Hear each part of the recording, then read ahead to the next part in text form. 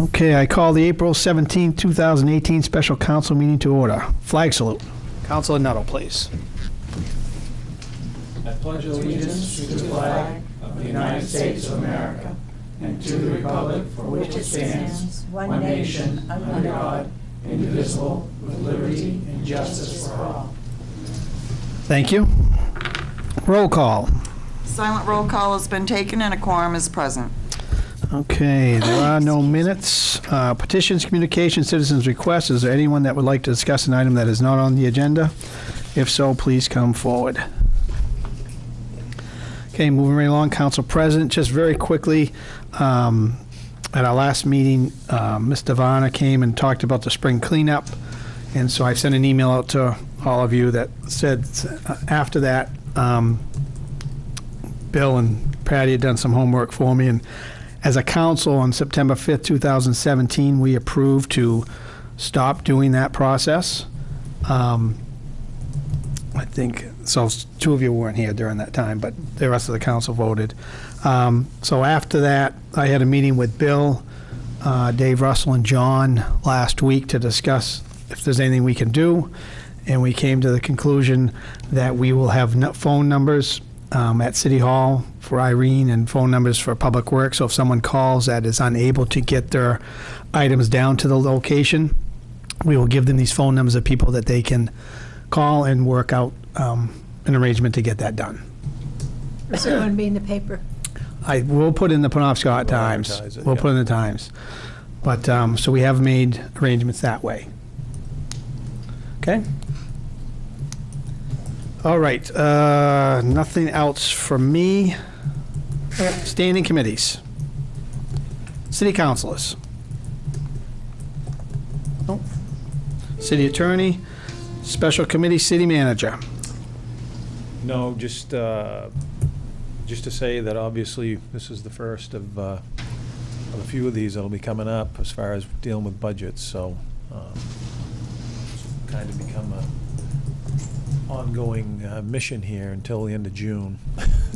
Right, yeah, and like Bill and I were talking before, tonight is strictly for the department heads to talk about, gives them a chance to talk to the council about what's different from their budget from last year to this year. And then next week we'll have another finance committee meeting, like Bill said, and just keep that going until we start crunching all the numbers. So it's just another step in the process. Consent agenda. Public hearings, old business.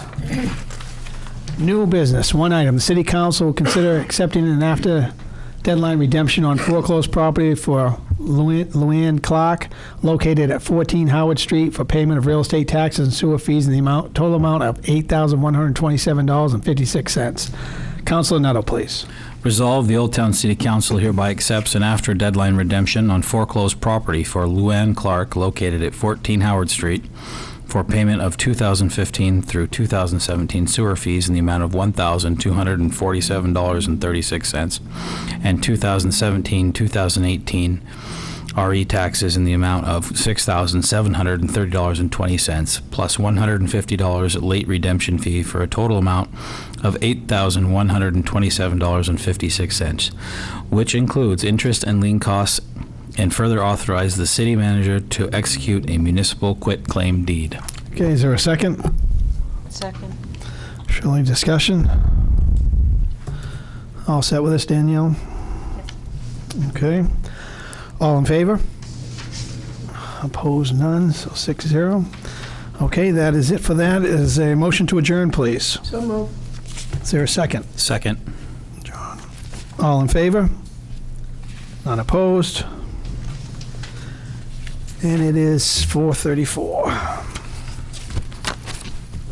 Okay, so we'll move on to the Finance Committee. I call the April 17, 2018 Finance Committee to order. Okay, the item on is budgets. So we're going to have the department heads come up and discuss, like I said, what's different from last year to this year. And as I stated that, and Bill did, we will continue Finance Committee meetings weekly, if not bi-weekly, till we get it settled down to a number that we're all comfortable with. So this is just another step in the process. So this year I kind of reversed the order. I just went on our website and kind of just reversed it just for a little change, because I know in the past we've been here late at nights, and usually the bigger departments are the ones late at night, and I figured this way they could go first, and near the end of the night, it won't be so bad. So first up will be Public Works.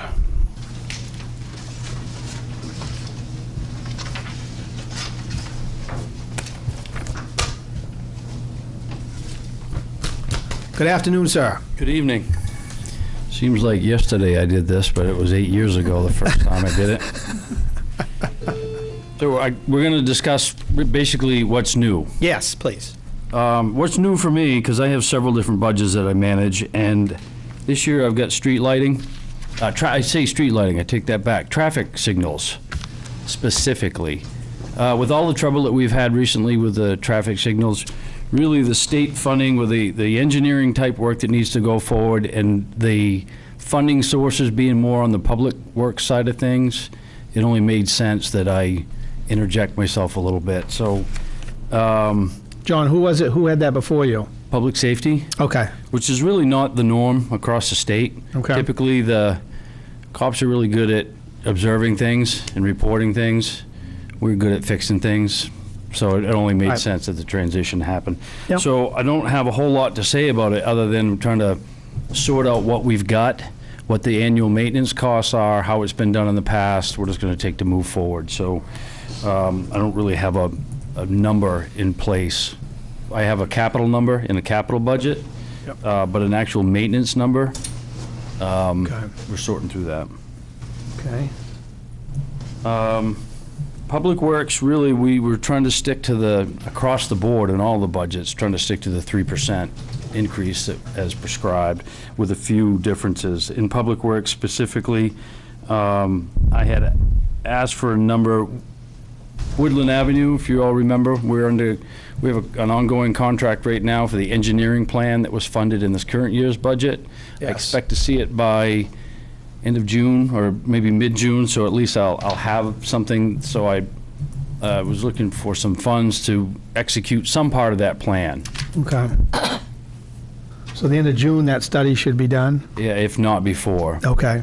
I mean, I got a really good idea what's going to be on it and what it's going to take, because I know what the end game is, but it really, the whole idea was to actually survey, get the plan, and be able to execute it over time. So I'm going to be looking for something to be able to start Start we the get the process. plan, follow through with the plan. Okay. 4020, which is, and by the way, that department number is 4,000, Public Works. Department 4020 is a transfer station. We managed to really maneuver our way out of most of the operating expense with contracts, but we have an operational landfill at Gilman Falls. Been in discussions with the DEP for some years about licensure or not. Something's going to have to happen with the landfill out there. So, and we've been in meetings with DEP and with our consultant engineer. So again, I'll be looking for some money because we've got a few options to move forward, but we have to do we have to commit to the DEP to do something. And it's Okay. going to cost us some money. Okay. Other than that, the transfer station operation, minor increase on the tipping fee. But our tonnages have been going down, so it really kind of evens out. It's a volatile world in the trash business right now, by the way. Trash and recycling, very volatile. Moving on with the swimming pool, we maintain, in our current contract, we maintain the pool. Certain parts of it, basically below decks, so to speak, and facilities maintenance stuff. So we'd like to at least be able to identify some of those costs moving forward. 5010 is park maintenance that covers all essentially green spaces in all the cemeteries.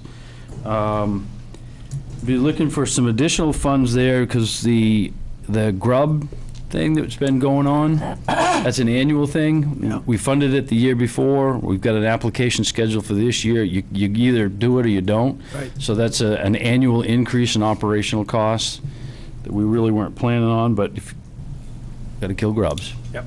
And looking for some additional money for tree maintenance. The We've got a lot of really mature trees in the 5 cemeteries that we've got, and the windstorm was extremely hard on them. So in order to preserve some of the trees, we need to, and that's all arborist contract work. Right. Moving forward, municipal building is 5035.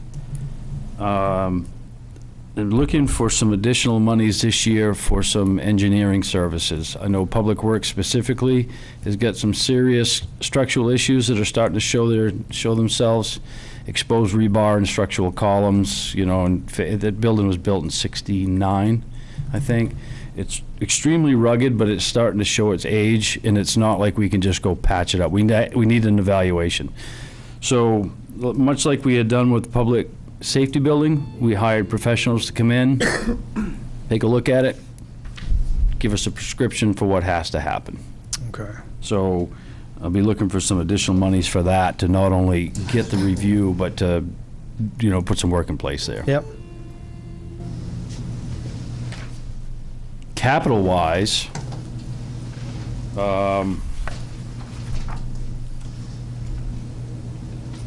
heavy equipment, capital stuff. We're always looking, you know, we're an equipment intensive. So I had a few items. We need to solve the problem at the cemetery, first of all. That was the We gotta be able to mini dig X. graves, right. We don't have a piece of equipment for that right now, so we're gonna have to be looking for that. Where'd we leave off on that at the last finance committee meeting? I can't remember what we, you got us numbers and, Yeah, I got your numbers, I got your lease options, I got a great deal. I just didn't get a signature on a check is what I failed to do.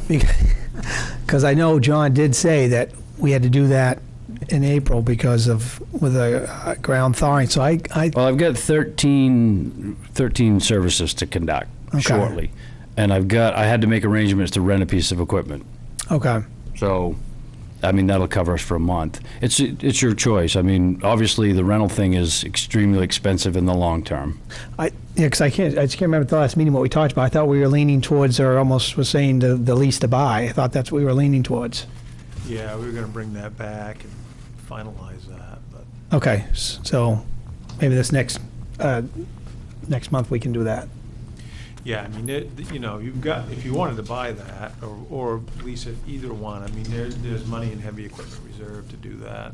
And I this thought, current I year. thought we were leaning as a committee to do that, to lease to buy. I could have sworn that's what we said, but we'll have to finalize it then. Well, we did that with the tractor in this year's budget. Okay.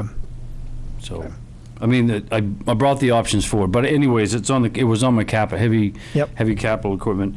I'm looking for a 10-wheel dump truck that replaces a unit that does what we call a country run. They get the most wear. What else we had? We had just had sidewalk blower for the sidewalks. Those blowers are in the 90s, you know, and the snow blowers and the unit themselves, they're getting aged, but they're, you know, we keep them going. But the things that mount to the front, you only can weld them so often. Didn't one break this storm, I thought, Which time? Which one, which time? I mean, it's part of it. It's, Right. you know, but anyways, it's time we start looking for some additional equipment there. The only other thing that was pretty significant, and it will always be significant as long as I'm here, is my request for paving. pavement. I don't know if we got to make an attempt to get out ahead of it. So, I don't know if it's considered significant, but You have your list all ready for this? I do. You want an idea what? some of Yes, those that'd be are? great, actually. Thank you.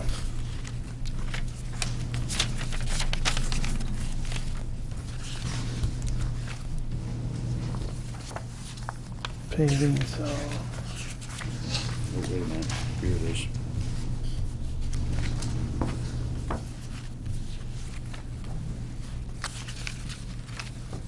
I just saw it, so I know it's in here. This one right here? Oh, there it is. So, from my paving scope request for 2018, some of it we have to do because of last year's sewer work. You know, the way the contract was written, it got the base paving, but we have to do the finished paving. That is part of Middle Street, from Elm to Vesey and Somerset Street. But also, I'm looking to do Middle Street from Vesey to Brunswick. Pine Street, Perkins to Brunswick. Have you ever been on Pine Street lately? Horrible. That's a rebuild. 7th Street, we pick up where we left off from the sewer department and take it all the way down to Perkins. Jefferson Street from Oak to Center. It's just a short section, but if you ever travel, well, I know you Yes. travel that way. Yeah. We've been trying to make so you can get through town, and that kind of connects the dots. Right. Broomhouse parking lot, that's ours. Horrible, That's horrible shape. horrible. Stillwater Ave seam repairs, if you drive down Stillwater, you see how it's splitting. Tried filing a warranty claim with the state, with the DOT a year, well, with the last 2, but to no avail, so we're gonna be stuck with that. It needs to, before it opens up and fails completely, it needs Right. to be repaired. Obviously, I'm looking for miscellaneous paving work that we can do, but we need to fund the tonnage. I also had 1.2 miles of Popple Street with a chip seal. That's from about Wicked Hill, 1.2 miles out, and Gray's Lane, I call it Gray's Lane Extension, with the taking of that house. We'll be able to make a, what is a right. two-way street, which is non-conforming two-way street, to a conforming one-way street. The last piece was Popple Street from Sewell Park to Woodland Avenue. That's kind of a significant effort. That's bad. That's real bad. That's real bad. Yeah, but that's more than just paving, but there's a lot, that's covered in operational budget as well. Gotcha. So I think, essentially, that's all I got for you. At some point, can you just get that list to Bill so he can email that out to the council? Paving list? Yeah, the Yeah, paving. he's got it. You yeah, if you can send that out to us, that'd be awesome. Any questions for John? Good to see you I back. didn't, Bill. no personnel, you weren't looking to add anybody? Well, we're gonna try and fund the, we tried something different this year in creating an on-call list Okay. with some relative success. Plowing operation has a certain number of routes and you need a certain amount of hours, but with our crew being limited, the bottom line is I didn't ask for an additional full-time person. It just didn't seem like it was a realistic expectation. But with a call-in list, I was looking for 500 additional man-hours through the winter season to be able to help augment when we have the heavier storms or the longer durations. Either way, when our manpower starts to run a little thin, then we have some help that we can call in. That seemed to work pretty good? Seemed to work pretty well. The sidewalks especially seem to make the most impact. And I was able to get a couple guys that used to work for us that are familiar with things, so they'd be in overnight. The things that you really don't see, cleaning up downtown overnight, Right. doing sidewalks overnight when you typically wouldn't see it that way. So it helped us focus on the plow roads. Nice. And you've consolidated your schedule, so everybody's, Yes. Yeah, we're all on the same page, so to speak. yep, good. Wait, any questions for John? What number are you looking at here for all these additions? Or these are just things that you want and you will talk more? I don't have a total number to give Okay. you. No Yeah. good guesstimate? Or, So the I equipment, mean, are we, Yeah. well, I was gonna say, the equipment, that covers underneath it, probably all that would be under that whole number, that's the big right. number. No, I Um, was looking at more of the projects that you've got going. The Woodland Avenue, what the Well, my permit, paving the request. permit is gonna you wanna be, Talking numbers? you know, Paving request is almost $500,000. It's $448,000. okay. My equipment request was close to not close, it was $287,000 and change. That's with the mini X that we've already been talking about? Yes. Yep. Okay. That's all. Yep. Paving's Yeah. always a big one. It's It is. it gets exponentially expensive, and it's failing faster than we're repairing. Right. Yeah, what we kind of wanted to do was roll this out to you so you could hear from everybody next week. I want to take this, put it all in the appropriation budget master report, so you can see last year's numbers versus, and you'll see them line by line. Gotcha. You'll have every line item. Perfect. Thank you very much, appreciate it. Welcome. Thank you. Okay, next one is pollution control. David, he's here, there he is. Hi. Good evening, or good afternoon still. Before I start the budget, you may just talk about, I'm going to ask for another rate increase. Might as well get that out there. He's been doing that the last couple of years. This is the He said, third. I'll be back next year saying the same thing, that's what he said. I want to come back next year too, yeah. But this is the third year of what this advisory board recommended. Yes. Me to go for 3 years. That's 5%. You want me to go with the numbers? I mean, you can't just anything, I know you said it was gonna be 3 years, so that helps helps the budget to get into black, I guess, basically, and so whatever that different from last year, you can just talk about. Okay, it's a little bit over $15 a year for the minimum sewer users Okay. total. And I will be coming back next year. I'm pretty sure to ask for another 5%. Now, Dave, I don't wanna put you on the spot. Do you know, the dollar amount with the mills not operating? Mm-hmm. What did you lose off of that? From the mill? Yeah, with the mill not operating, I'm assuming that must have been a big number. Oh, it was, I'm kind of like a. Just a educated guesstimate. guess. It was close to $100,000. Yeah. Okay, I was gonna say a couple $100,000, I didn't, 80-something thousand. 80-something thousand, Yeah. okay, It was significant. right. Because I know that's what's going on with the water Yes. department as well, that's why they're increasing too, same thing. Okay, Yeah, keep in mind, they hadn't had a sewer rate increase for almost 11 years. since Correct. they started. yeah, no, I knew about the 3 years you were gonna come, I didn't know about the fourth, Okay, but, this is the third. That's the This is third. third year. But that's the other thing too, is they delayed putting that into effect right, for almost 2 years, so we had another delay not doing that. and this is helping out not just with the budget, but also with the upgrades and stuff like that you've been doing. Yeah, it all helps. I believe it's not. I believe that we are actually still in the red. Still, Really? even with this 5%. I haven't seen the final numbers yet, Okay, but I think we still are going to be taking from our reserve accounts. wow, It's this year's budget. Yeah, that rate study that Wright Pierce did, they look at the entire plan, and they base it off from the replacement of everything that's down there. So those user fees are based on, all the pumps, everything that's down there, based on an economic life. And every one of those bills that are paid goes into reserve accounts or is broken out, which we could get you what those exact amounts are, but it is what it is. I mean, Right. it's- right. Chemical costs go up, pump costs go up, piping goes up. I mean, it's, So maybe one more year, as he said, might get us in the black then. Okay, As far as the budget's concerned, it's pretty much the same, very similar to last year. One big jump is our interest and our principal on our loans. That's going to jump up this year because we're going to be paying back on the Elm Street, which we closed out on this year. okay. So that's going to jump up. I am going to ask for 2 trucks this year. I'm going to ask for a half-ton 4-wheel drive to replace a 2-wheel drive. And I'm also going to ask for a 1-ton chassis, just the chassis. If we can get that, we can use grant money to pay for the rest of it. Oh, For like the toolboxes and the crane and hopefully the plow for it. nice, So this would be the time to do it. Right. Where we can use grant money. good. Perfect.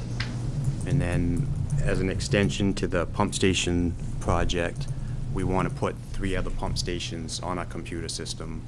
That was actually included with the original contract as an extension, but we're going a different route. We're going to go with another company to do that. Okay.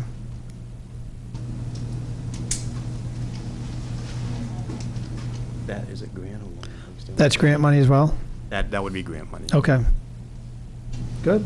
And that's just the timing of it. They were hoping to have it all done by June, but it's gonna roll into the next fiscal year. But it'll be offset with grant money. Nice. Perfect. That's my budget. Any questions for Dave? Great. Thank you very much. I appreciate it. All right, next up is public safety. Chief Wilcox. Good evening. Good evening. My budget will not be that easy. That's why I'm having you earlier That on. one I can assure you. So I have fire department, ambulance, hydrants, police department, and then communications. With the fire hydrants, let's get that out of the way real quick. You're going to see a 14% increase. We have no control over on that this year. Okay. So hydrant rentals are going to go up 14%. The communications line, that 3005 line, you'll see that's been rolled. That will be rolled into the police department's budget.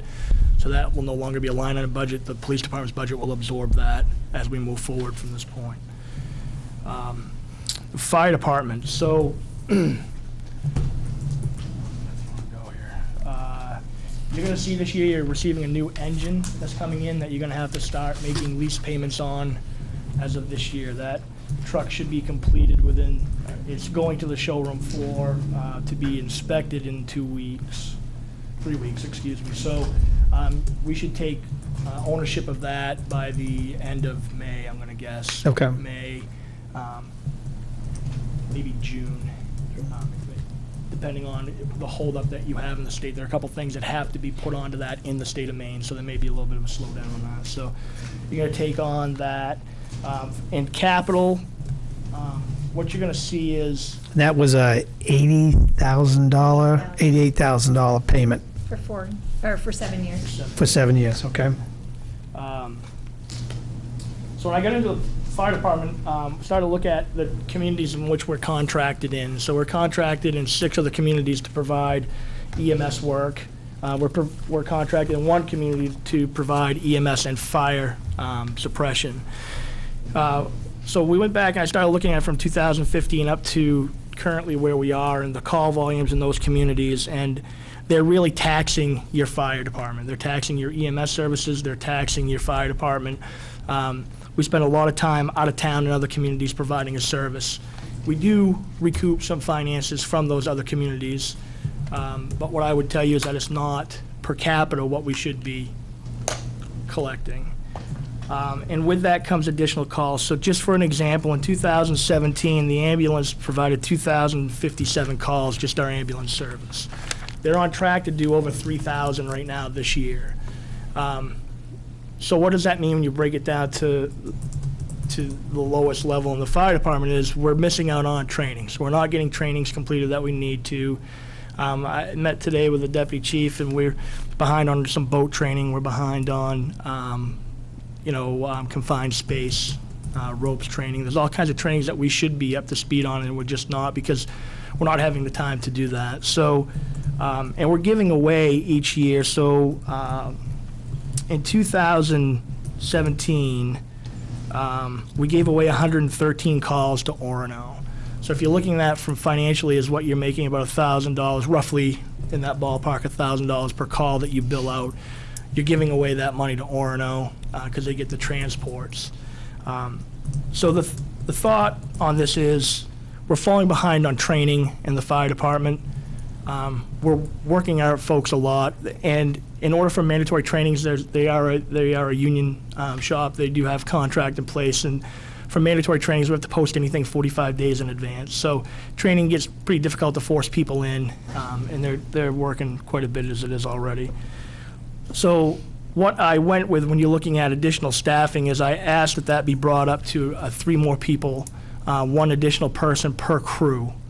And that would be able to staff a 3rd ambulance to pick up your 113 calls that you're giving away to Orono, but also maintain the 71 calls that you're doing in Orono cover for them while they're gone, roughly.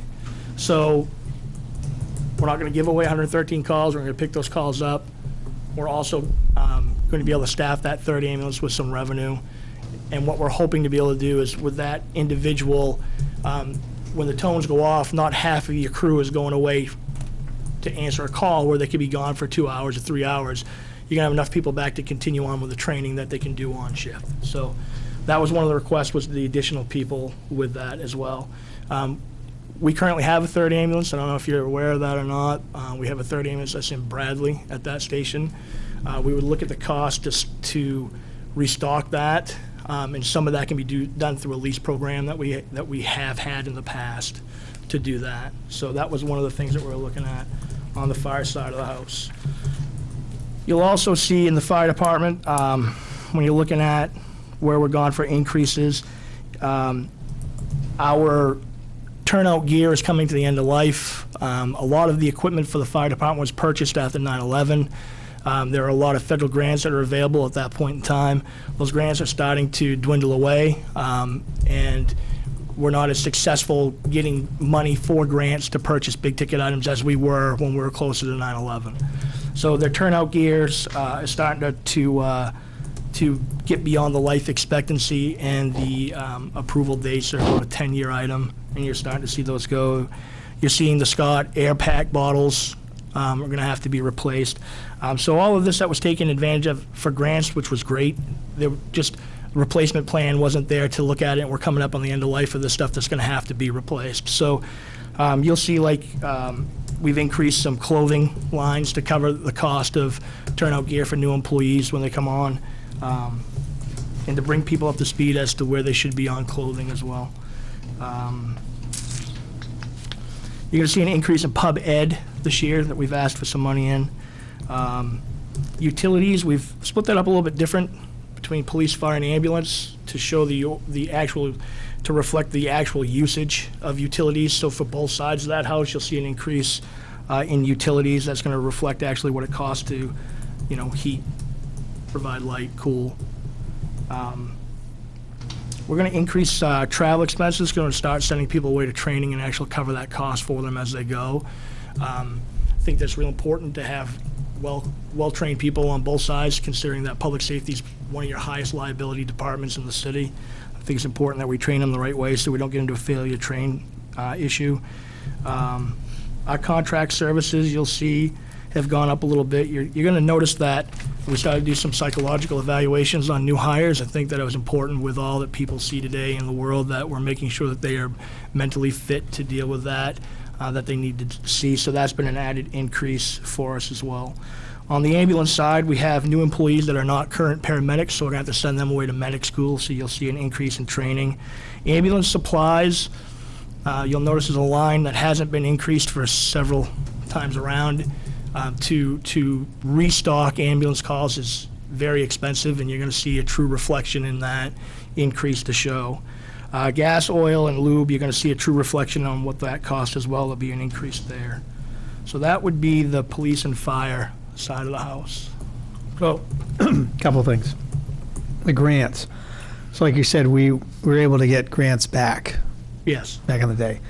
So we never offset that in the budget to kind of have a replacement plan? Didn't appear that it was offset at all for like a 5, 10, 15-year replacement plan. It For like the turnout gear and the Right. packs and all that? Yeah, you're at the end of life with it. It's going to be rolled over, and to purchase that is And they're- pretty expensive. Yeah, and they're really expensive, so the grants could only replace 1 or 2 at a time. Yeah. So as the grants were coming in, they were replacing 1 or 2, but now they're all becoming end of life, so, we're at a safety issue for our employees. Right. So going forward, though, if we get a grant for something, we'll start putting money aside, knowing that the Projected 10-year lifespan could be replacement. 10 years, 15, whatever it is, we'll start putting money aside in the budget so we're not in that situation. Yes. Right.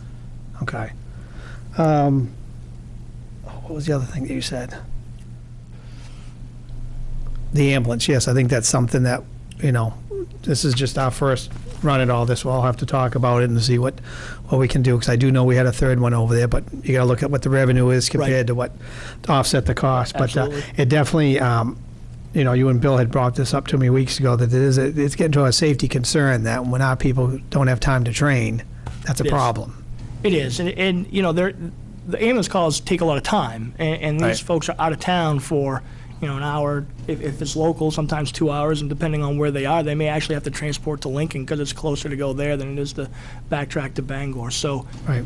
yeah, it takes them out of the area for quite a while. Okay.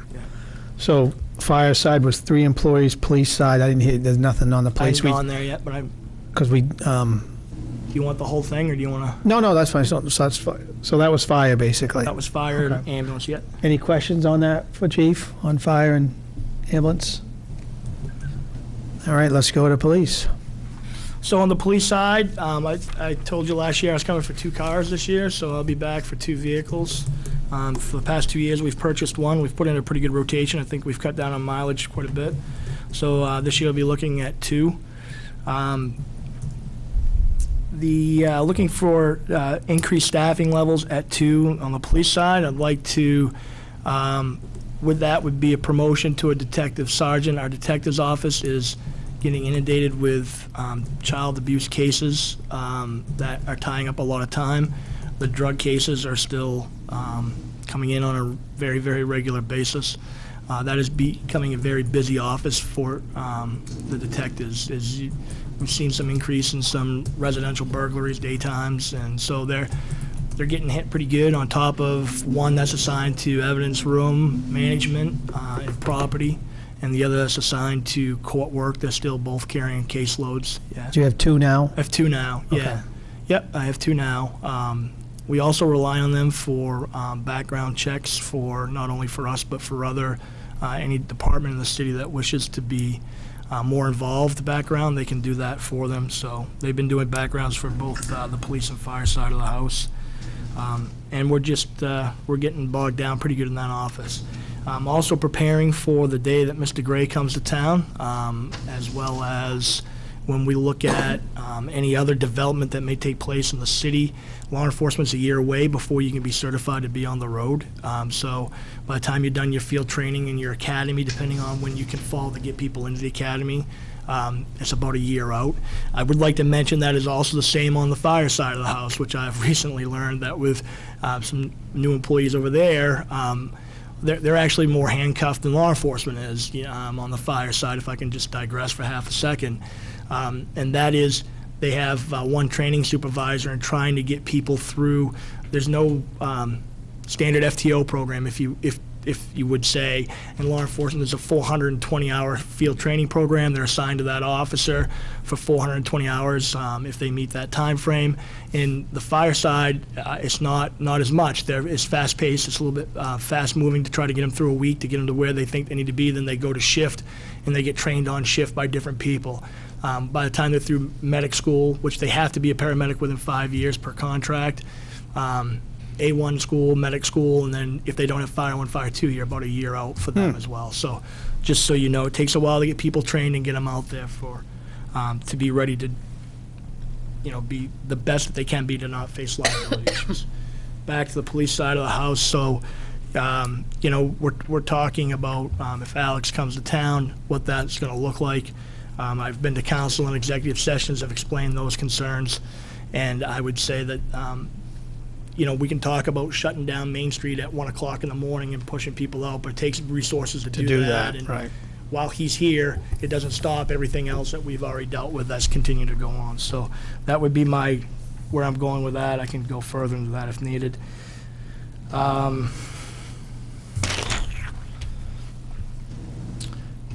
You'll see an increase in telephone. We've moved that communication line over, so you'll see an increase in telephone on the police side because that had taken in some of that 3005 line. Travel, you'll see that's going to go up. That's a true cost of travel. Our K-9 unit is going to Portland every Monday to train, so you'll see an increase on him for some expenditures as he goes down to train. It's the best training program in the state of Maine, and the dog is highly sought after and has done a lot of work in the area. Some other contractual services, you'll see an increase there. There's some taser stuff that we're doing to bring taser into line so that we're better well equipped for that. Power DMS, the police department is entering into the Maine LEAPS program, which is, this is the first year that it's being offered through the Maine Chiefs of Police, which is an accreditation program in the state, so they're going to offer a statewide accreditation program, so we're going to enter into that. So there was some additional Power DMS stuff that we had to purchase in order to do that, and that will continue to roll as we move forward.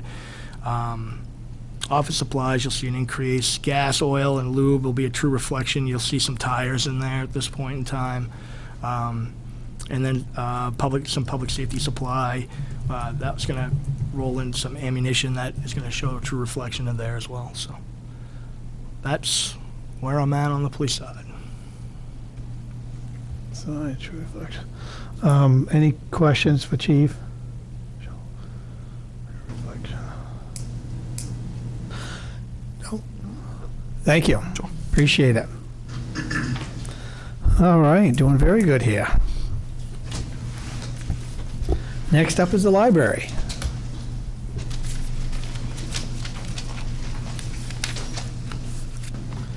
I guess it's after 5, so I can say good evening now. Oh, nice. Let's show and tell.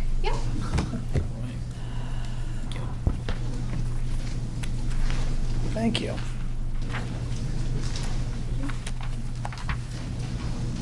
Thank you, my lady.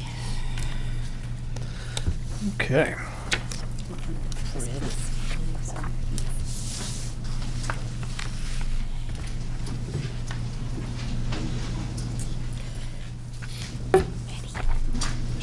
I guess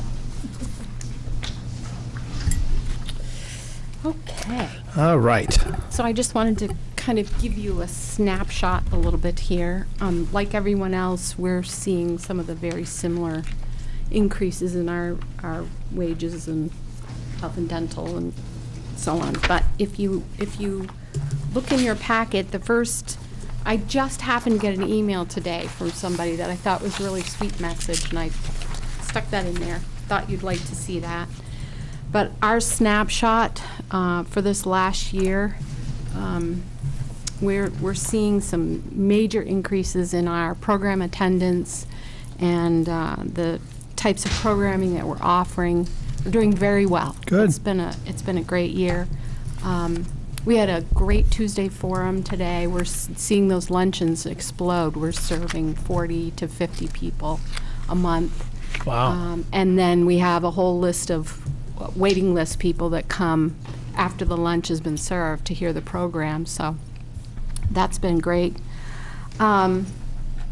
We are doing some outreach with our little free libraries. I don't know if you've heard of those, but the Housing Authority has teamed up with us, and we've built some little free libraries, little tiny libraries that are in the Housing Authority areas, and we're funneling books from our collection that have been weeded, but we also have a large selection of books that have been donated that are going to those little free libraries. So Nice. that's kind of a neat thing. We're doing crafts at the Meadows. We have a volunteer that's come in and works with Cindy Seeger, and so we're doing more outreach, which Very is kind of nice. neat. I continue to do the digitizing, and we're finding more and more that people are using certainly the newspapers online, the yearbooks. I've done all the annual reports now, and I'm getting ready to send off some history specific to Old Town to be digitized and added to our collection. And I'm able to use Google Analytics now and kind of see that it really is definitely getting used on a regular basis. We just last year circulated over 76,000 items. We had nearly 76,000 visits, which comes out to over 6,300 people a month. Wow. that walk through the door, which is great. We circulate museum passes, theater tickets, park passes to the state parks. Libraries are starting to do that sort of thing. We were the first to start with the theater tickets, which is really kind of neat. Nice. And this year we have some equipment and software that allows us to actually calculate or keep track of how many digital uses of devices beyond our own computers. So when people use their phone, when they use their iPad, their own computer, and we've got 17,000 uses, which is pretty good. We've got a great staff and are working hard to keep people trained and doing well. So the next page is sort of my spiel about what's changed. And probably one of the more significant changes, not necessarily in numbers, but just as a kind of a big change, is we have a number of part-time people whose wages were very, very close to minimum wage, and so we've increased them kind of with that minimum wage. That's the goal, to kind of keep up with minimum wage, is to increase those wages. Like Scott said, we have this kind of new telephone system, and we finally this year are kind of making that number to correctly reflect what's going on there. Same thing with the utilities. Our travel expenses have gone up. And then the concerts, we are trying to carry forward. We appreciate you allowing us to carry forward those funds, and we're able to use those during the year to provide musical programs, and you know, it's helped a lot. Good. And we have a great roster for this summer. Good. For summer concerts. So the other part of the packet is kind of just a little bit of information I wanted to share with you about comparisons and what we're seeing. In this first page, the State Library recommends that you, when you're looking at, you know, your figures, is to put yourself, first of all, for example, in this particular first page, where we are sorted by service population, how many people we serve. And they put us in the category of over 10,000 because we're actually serving Milford too. Milford has an agreement with us, and they pay a voucher system. So, so we are always bumped into that category within the State Library. And then they recommend that you do a 4,000 count stretch and put yourself right in the middle so you can compare to those libraries that are above you and below you. So that's kind of what I've done here. So this first list, these are the libraries that are in our common service population. And you'll see that, you know, in terms of our programming, the programming attendance, I always use the attendance because it, you know, we can have 720 programs, but only 5 or 6 people attend, most of them. So I like to use programming attendance because it gives you a true number of, you know, how many people walk through the door. And you'll see that we rank very high in that, that list. We're second only to Falmouth. And the little green line is us. And what I was trying to compare is that we've got the high number of program attendants, which means we're providing, you know, a high level of service. But then if you look at our staffing, we fall 17% below the average in number of staff, full-time employee hours that we have. So we accomplish a lot, but we're finding that it's kind of hard to sustain that. Right. But we have this call for providing more programming. Cindy's children's programming is so popular that she actually, we first started Club Library 1 afternoon a week. We've split it into 2 afternoons. We actually could go with 3 afternoons. And we're very fortunate that the River Coalition has helped to support some positions to help on the, you know, those days, those busy days. When you have 60 kids in a program and you're coming upstairs and down and doing, and so it's been kind of difficult. We really need to have another position in that department, that children's department. So a full-time position in the children's department? I've put in what I've sort of recommended or thought about is a part-time position to begin with and to grow. The other thing is you've got, you know, Cindy and I both are approaching retirement at some point within the next 10 years or so. And we have such a unique level of programming and the kinds of programming that we do. It would be really nice to be able to bring someone on that could be trained to sort of step in to that position and help within that department. And I think, you know, it's not fair to continue to rely on the River Coalition to carry that. We've had call for a lot of additional adult programming. We really, really want to get a virtual reality set up. Libraries are doing that now. We'd love to do that. I've got big plans for a garden project. We really could be doing more with makerspace. And of course, as I've said before, I really want a cafe in the library. So this is us compared to libraries that serve essentially the same population. But if you go to the next page, this is kind of an interesting comparison. And these are, if you were to compare within that 4,000 range, the libraries that do similar numbers of program attendance, you can see that we suddenly stack up to some really big libraries. And Bangor Public Library is one of the more local, and we do more programming and have more programming attendance than they do. You can see, there's a good example. They have more programs at 494 versus our 460, but we have over, nearly 2,000 more people that attend.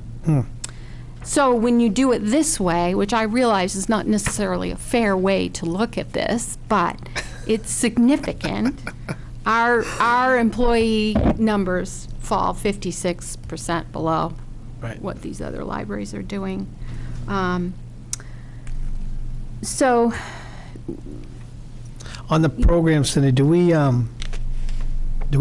know, like the one Cindy goes to, there's no charge. Do we charge for any of these programs that you offer? we don't charge. We always have a jar. And Gotcha. we get some really significant donations. And my little note here, too, is we draw from a lot of other communities, and that's common for libraries. Library is one of the organizations, institutions that you find all over the world, and people who are library users feel that's their place. They can go into a library anywhere. So we draw from Hamden, we draw from Bangor, we draw from the little satellite communities around us, and we do draw from communities that have their own library, but for whatever reason, our programming is unique. A lot of times, they purchase a card. So there's a non-resident fee that they pay. Right. They donate to the programs, and then we have seen some significant donations from individuals who don't live in this community but have supported our library.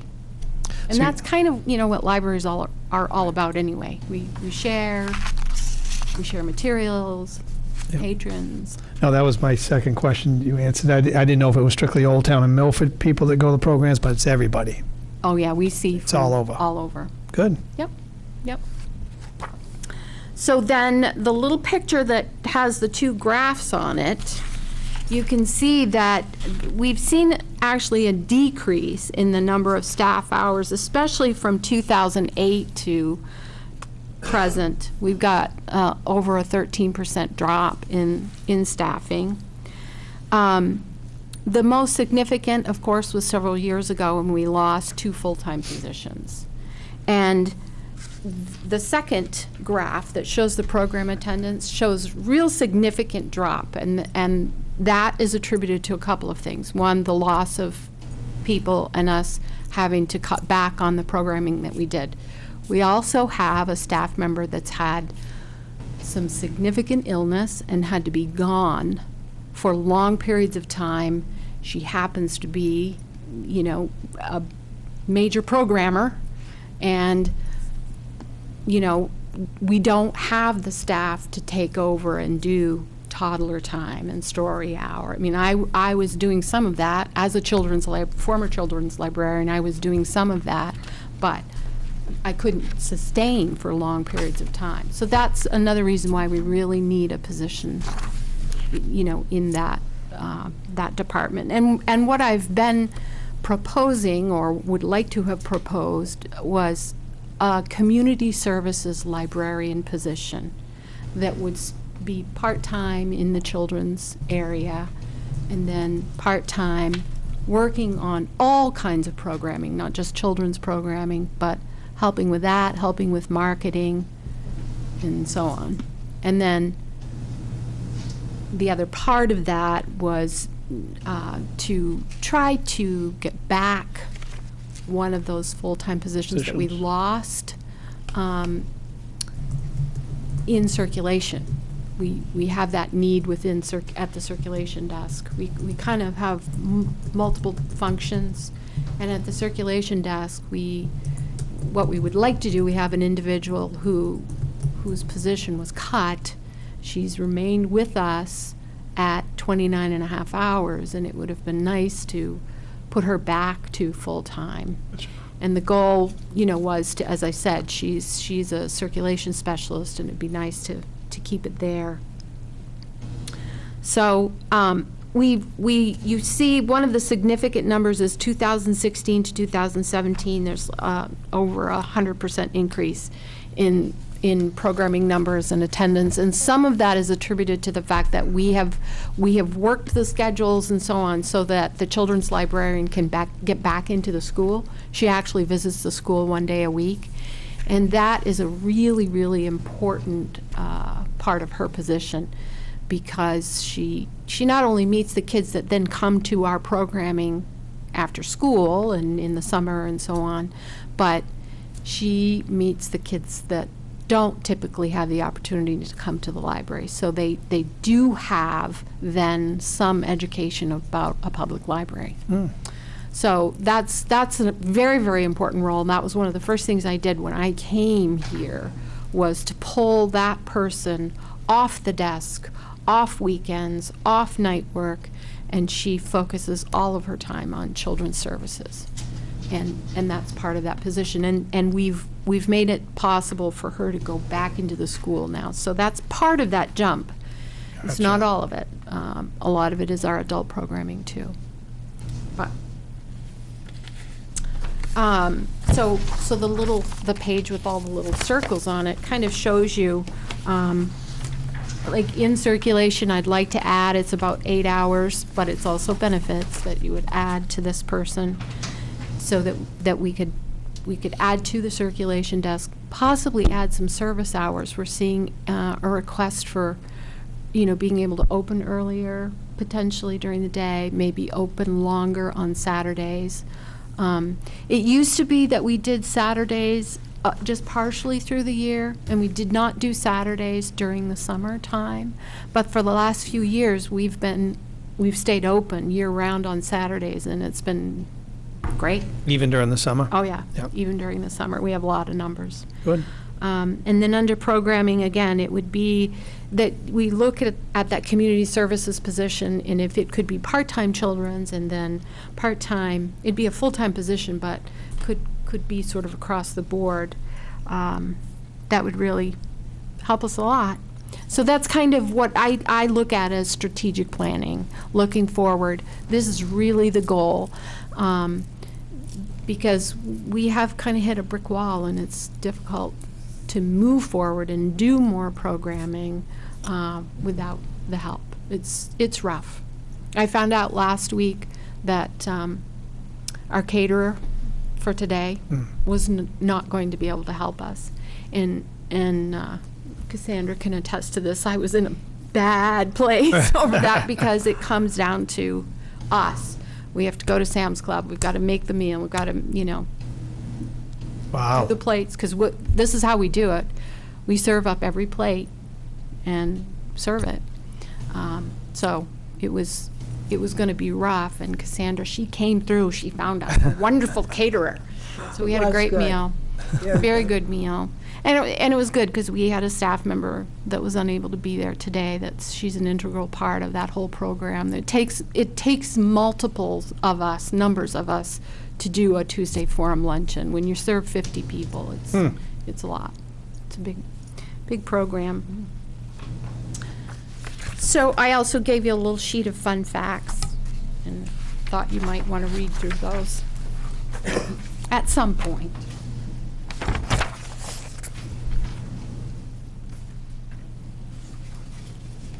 So you serve 50 people every Tuesday? It's once a month. Once a month. I could not do it every Tuesday.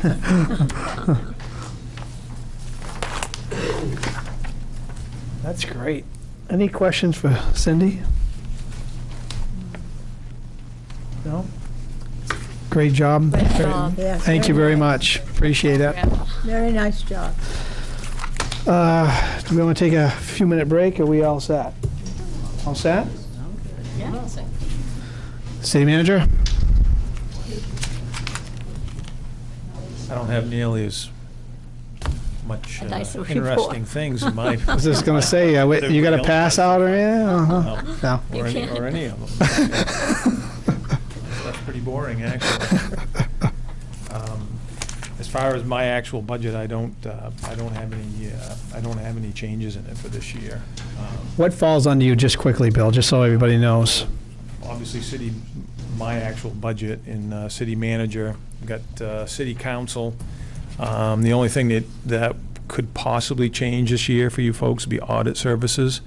We've had Roy and Associates. My understanding is Joe still wants to do this.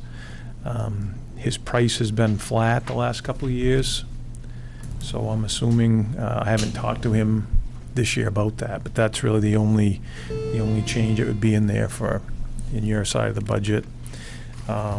Legal services, I don't really see any changes in there. Again, that's always kind of hit or miss year to year.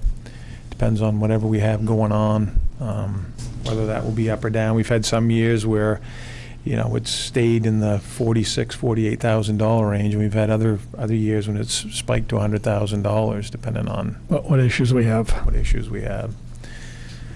The IT, that's flat again this year. Biz Compass, GWI, we went to that several years ago. Jeff Letourneau helped us with that, as far as getting everything on board in one central service, and it's worked out really well for us. I don't know if everybody in the audience would agree with me, but at times, it was frustrating in the past because we didn't have anybody to deal with directly. I think it's worked out pretty well for us at a pretty reasonable cost. So, again, like I said, that'll be flat again this year. I don't think I have capital programs. You already heard from everybody basically what we're looking at there. Ron's not here. I don't know if you want me to let her go and follow up. He's. Why don't you, no, I wrote down that Ron's not here, so why don't you just cover Ron, and then we'll go right back to Danielle. I think the only changes in Ron's budget that went to the LLC that they're looking at, they wanted to, again, they'd put money aside from their reserve accounts to start their business loan program. So it didn't get spent last year, so they wanted to do that this year. Obviously, the wayfinding signs were in their budget. That money's available. They've just gone out to bid to get those all installed. So that's all they're waiting for on that. The other two things that they suggested out of the TIF was spending money on downtown sidewalk program that they're looking at here, which could help offset some of John's paving out of the TIF account. $50,000 for that, and possibly $50,000 for fiber. But again, those are just suggestions. They wanted those to be brought up, but those would be the things they wanted to look at. And those two, the paving and the fiber optic, would come out of the TIF account. That wouldn't be raised money. So. Okay.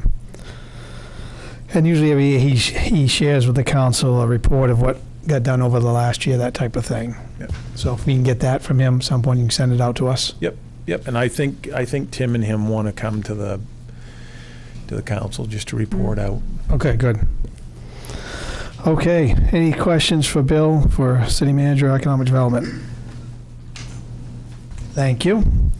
Finance Department. Let's talk credit cards. Go ahead, have at it. Come on. No, you go first. The only major change that we have so the departments that I have are central services admin. I do the employee health benefits, the general insurances, and the debt service. So in the central administration, the major change that we have this year is the outsourcing of payroll. So we're going to see an increase in that. But again, a service well spent. We just went through the first full quarter of it, and it was seamless and amazing. So no problems? No problems. Everything's good? Yeah, we're not going to get any notices or letters, so that's a big win in my book. Very nice. The insurances, both for the general and the health, as you saw on your sheet, we're seeing a projected increase of about 8% on all of the employee benefits. So that's rolling through. We won't know until later in the year if it's going to be above or below that. The general insurances, I've reached out to Maine Municipal to see what they're anticipating for an increase in this year. So we don't have that yet. Okay. The debt service, the only change in that is the road bond. We had $1 million road bond a couple of years ago, so we're Yes. starting to pay back on that. Okay. But other than that, everything else is fairly steady. That's it? That's it. Okay, so let's talk credit cards. So what the system we have now, I know that you are looking at a new system. Yes. Okay. So the system we have now, it allows, I'll let you explain it, what we can and can't do. I'll mess it up. The system that we have downstairs right now, we cannot physically take a credit card. So the little swipe machine that we have, we can run it all day, every day, but it doesn't interface into our system, so it goes nowhere. Taxpayers do have the ability to pay online through rapid renewal. Their motor vehicles, if they want to re-register, they can do that online. We can do it on their behalf downstairs, but it's always an awkward situation when you're, logging in as someone and running their information. So, again, we would do it if people ask. The other thing that can be paid online is your sewer and your property taxes. So again, while we don't take their credit cards downstairs, we have the ability to sign in as a taxpayer while they're standing there and process a credit card. But again, it just puts both parties in an awkward situation. So I'm not going to rehash the past. So what you're looking at a couple different companies. Yes, we actually had 3 different software vendors known in the state, and then again, thinking outside the box, we looked to our neighboring states to see what they use for softwares and had them come in and say, okay, what can you offer to us? We have a giant list of things that we want, not just in finance, but there's assessing, code, city clerk, modules that we're looking at. So we have found, kind of the good, the bad, the ugly. We've got a really good software that can handle everything. It'll be seamless. Then we have one that's not the greatest, and then one that's middle of the road.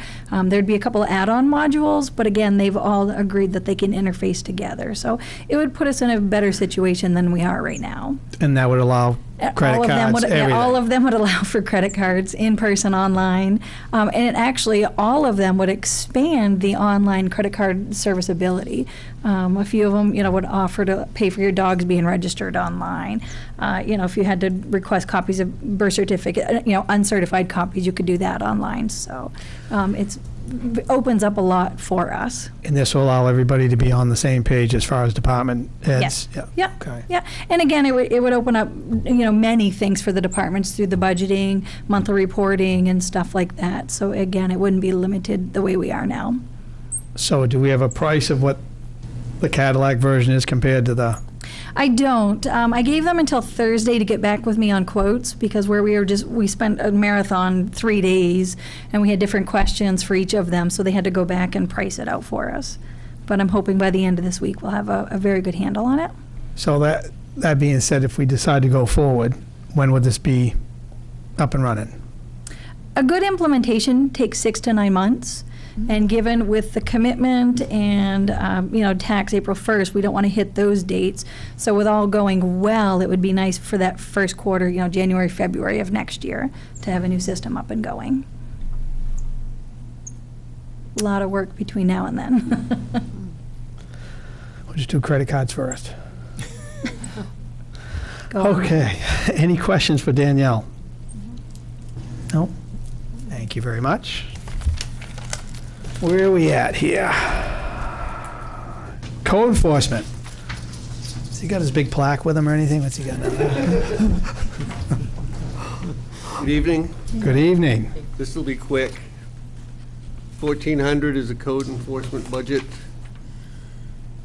In the years that I've been here, everybody realizes that the easiest way to get me is on my cell phone, whether it be nights, weekends, or any time of the day. So I've increased that budget by $150. The next item is travel, because of the busy season that we had this past year, and training is coming up. My certification runs out next year, so I'm taking every bit of training I can get right now. So we have added another 1,300 for that. For 1405, nothing. 1410, I am looking for an increase under other contractual of $1,400. Being at different seminars and listening to issues that people have with their planning boards, I have an excellent planning board. They went through 6 months of hell Yes. recently with the Juniper Ridge expansion, and I'd like to show appreciation with a $200 stipend per member. Other communities do this too. Yes, they do. Yep. It's a planning board. How much was that again, Dave? $1,400 total, Okay. 200 per member. Okay. 1415, no change. And Juniper Ridge, while it's under the 1,400 category, I don't do anything with that. Okay. That's typically our 55,000 a year that we get for them being in. Oh, yes, right, correct, yes. Okay. For me. Any questions for Dave? Do you do health inspections too? Yes, I do. You do, how many do you do? You do health, you do, If it has I mean, inspections. right, you do electrical, right? I mean, you go with the electricians, I mean, you basically go with all these things. Did you get the certification for that? Yeah. Good. Inspection. Nothing for Dave? Thank you, sir. Thank you. Appreciate it. Patty, city clerk and elections, please.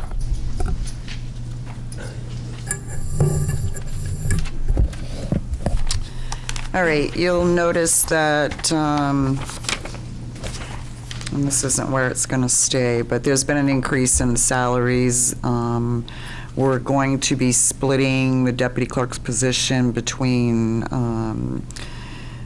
the finance department and my department. Okay. So that made an increase in wages, and we're splitting the benefits as well.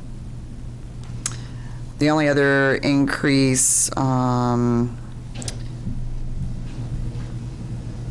the telephone, so that I'm using my cell phone more and more for work stuff. I give people my cell phone number to call me if I'm Absolutely. not around or something. So I've just asked for a $40 a month stipend. The other thing, and as I'm sure most of you are aware, Shannon is retiring the end of May. So we're going to be bringing someone new on board. So I have increased the training and travel expense. There are some things that it's better to be, to send that person to training classes. Right. It's not that I can't teach them that much, but even when I go to training, I still come back learning something new. So Stuff changes. yeah, and at some point, it won't be this year, but maybe next year, I'd like to start sending that person to the Institute, which is around $850 plus, mileage. But the $850 covers the education, their food, their room and board. The only thing it doesn't cover is their mileage to get there. It's in Plymouth, New Hampshire, and they have to go for 1 week for three summers, and then they can be internationally certified. They'll get their CMC like I have. That $850, I can apply for scholarships. There's 3 different places I can apply for scholarships for that person, and usually they get awarded. So I'm not worried about that, having to pay that $850, because I'm pretty confident I can get get the scholarships. So that's pretty much it on the clerk side. Okay. Is there any questions? Questions on that part, Patty? No? Okay. And then the only other thing on the elections is I had to increase the wages once again because of the state's minimum wage. So that's the only increase for that. Minimum wage. I lied. Professional fees had to increase only because I didn't budget enough last year. For which one? It was Professional? professional fees. And that professional fees are the programming of my memory sticks for the voting machines and Okay. the AVS machine. Okay. Any questions for Patty on elections? Thank you. Welcome. Next up is Assessor Travis Roy.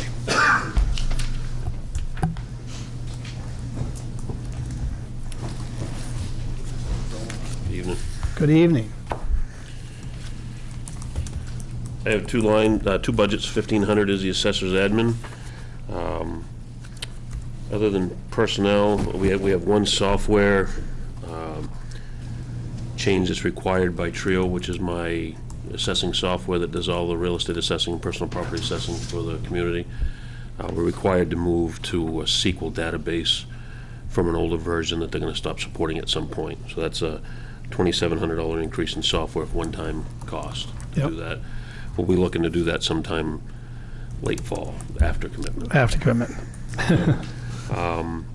The sum total of the rest of the difference between last year and this year is $500. It's spread over a couple lines that went over, like printing and binding, an equipment repair line that I had that had $100 in it, and nowadays binary charge, a new battery for something is $50 or $60. Right, For right. some of these pieces of equipment, so it just didn't make sense to keep that at 100. And when you have that year, you need to replace two things. It's overspent every time. Right. So, those add up to a total of $500, and that's all I have for changes on the assessor's line. 1515 is the Board of Assessment Review. We keep a very small budget in there of $250 for the whole thing, and that covers anything from training, if we have an assessment meeting here, copying, any postage, mailings, things we have to do for that meeting. This will be my 7th commitment, and we haven't had to have one yet. We can usually work those things out, other than the big experiment that everybody knows about. Right. And they actually leapfrog this level, so it's not something that we typically deal with here. So that's all I have for those two. Any questions?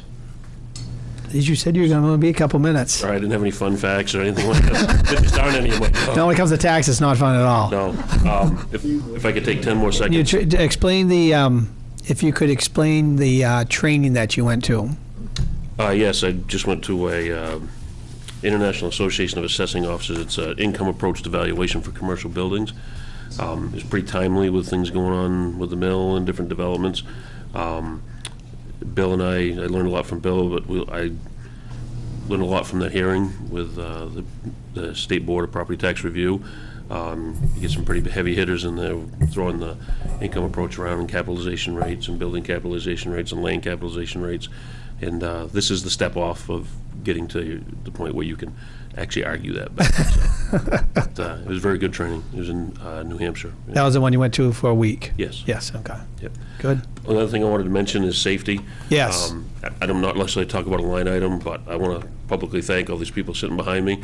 We are at a place where, because of their work and Bill's support, that we're this close to going to the SHAPE program. We'll have 0 violations at this point. So we just went through a big inspection, and we're going through some final steps. And I may talk about a small increase in the safety budget, but it will, the discount that you get because of your safety program and reaching that safety will be more than what we're asking for our safety Right. budget. Explain. Throw that in there. Explain how the day that I met the gentleman, what he said, that he was so impressed with what you guys had going and everything. Yep, that was Richard Wark. He's the Bureau of Labor Standards Safety Works Inspector. That he works for the side that comes because you ask them to come, not the enforcement side. So we asked him to come walk through all of our facilities, talk to all of our managers, and see what there were for issues. He very openly said to Mr. Mahan and to Mr. Mayo that he couldn't be more impressed. He's made statements like he's going to start using us as the bar for other towns that are struggling, that he wants them to call Old Town and find out how we did it. You know, I openly say back to him that in order to be the most improved player, you probably weren't doing so good at some point. You know, but we've got there, and everybody understands it. And like I said, the people behind us are the reason for that. They bought into it, and unless we buy into it together as a group, we're not going to get there. So, Now, do they have to come and do a final inspection? If you did so well at this last thing, they don't have to do that? typically, we have a chance to correct the few minor violations they found, and then we go through that full white glove inspection, they call it. He went back to the boss in Augusta and said that he's so happy with what he found. He wants to just come back and certify that we corrected the few small things that we had, and then just move us forward from there. So that's what we believe the plan is right now. We're just waiting for the final steps. And actually, it's not to us that he presents that, it's to you, the manager and the council. Yeah. So when we finally hear that, you'll be the first to hear it. And I hope it's bigger than Dave Russell's. Yeah, well, we'll make sure. We'll make sure. Absolutely. That's a great job, though. Seriously, you guys done a great job. Bill's been keeping me updated on that, and it was very nice to hear that gentleman that day speak very highly of everybody in the audience there. So it was a very nice job. Well done. Well done, guys. Okay, thank you, Travis. What do we have left here? Airplanes. Airplanes. Good evening, sir. Mr. Lance. Hey, good evening again. Just a slight increase this year on one of my line numbers, repairs and maintenance. We got a fuel tank issue. We failed a part of an inspection, so lines have to be replaced. So I'm going to be asking for a little extra on that line number. In our other capital outlay, we're going to be requesting money out of the hangar reserve fund for a storage hangar in an amount close to $105,000. Then we have some engineering and construction that's going to be needed in our 2 T hangars, our 10-bay. We have water coming back into them, freezes up in the winter. So we're looking at putting a drainage into the front of those hangars. So I've contacted an engineering firm. They're going to come in, do what needs to be done. Requesting some additional funding through our hangar reserve to update our bathrooms, our public bathrooms. They're probably 1970s. They don't meet the handicap compliance. No. So that's on our agenda for this year. And that's pretty much it for the airport. How'd you make out with, what was it you were building when you came back and had to get some more money? What was that you were building? The green hangar, the old Sewell hangar, we renovated and leased out to Horizon Air. So that got completed, that was all good to go? It's completed and they're fully operational and busy as heck. Are they good? Yeah, they're completely full. Their hangar, their aircraft outside. Now, that's not what's the one that somebody's going to be moving out of? Is someone building a new one that someone's going to be moving out of? Well, the forestry moved out to allow us to accommodate Horizon Air. Okay. So they're So where's forestry? There is a possible expansion with the I thought they were talking an expansion. existing air area. With what? Oh, with well, it's GV Air now. It used to be Richard Krause and Associates. They're looking at expanding in the future with more aircraft and personnel up there to meet their needs in the Northeast. Wow. That's good. Yes. So things are going good at the airport. How many hangars do we have rented out, small hangars? We have 26 hangars, spaces, and they're all leased. They're all leased? They're all leased, yeah. And then we have tie downs out on the ramp. Those are half full, and they'll fill up during the summer. Yep. So. Thank you. So nothing on it, I don't know, did you say anything about equipment? You got nothing on equipment? Nothing on equipment for this year, no. No, we're good. Really? We'll see. Budget's not till the end of June. We'll see. We'll see about that. Somebody take a note of that, because I bet he's going to come back for something. All right. Anything for Lance? No. Thank you, sir. Thank you. What else? That it? Okay. Anything else, Bill? Well, I guess this is kind of where the rubber meets the road, so to speak. I saw him looking at me, so I knew something was coming.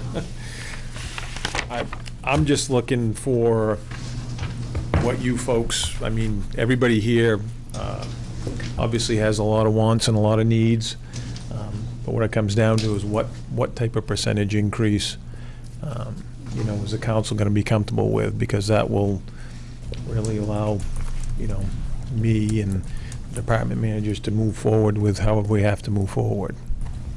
In the past, we've always said start at this number, and a lot of times we don't finish at that number. That's right.